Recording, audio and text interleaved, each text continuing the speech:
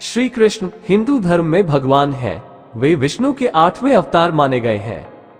कन्हैया, श्याम, गोपाल, केशव, द्वारकेश या द्वारकाधीश, वासुदेव आदि नामों से भी उनको जाना जाता है।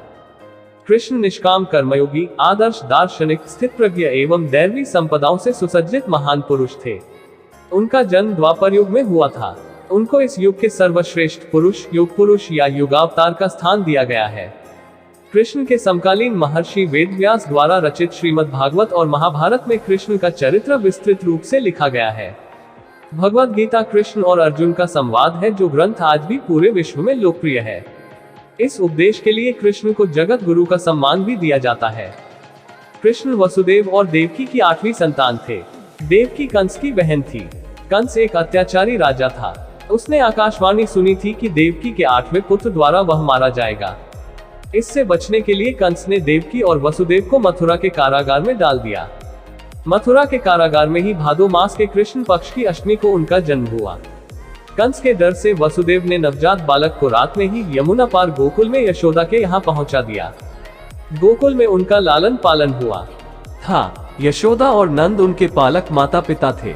बाल्यावस्था में ही उन्होंने बड़े बड़े कार्य किए जो किसी सामान्य मनुष्य के लिए संभव नहीं थे। अपने जन्म के कुछ समय बाद ही कंस द्वारा भेजी गई राक्षसी पूतना का वध किया। उसके बाद शकटासुर, तृणावर्त आदि राक्षस का वध किया। बाद में गोकुल छोड़कर नंद गांव आ गए। वहां पर भी उन्होंने कई लीलाएं की, जिसमें गोचारण लीला, गोवर्धन लीला, रास लीला आदि मुख्य है। इसके बाद मथुरा में मामा कंस का वध किया। सौराष्ट्र में द्वारका नगरी की स्थापना की और वहां अपना राज्य बसाया। पांडवों की मदद की और विभिन्न संकटों से उनकी रक्षा की। महाभारत के युद्ध में उन्होंने अर्जुन के सारथी की भूमिका निभाई और रण क्षेत्र में ही उन्हें उपदेश दिया। 124 वर्षों के जीवन काल के बाद उन्होंने अपनी लीला समाप्त की।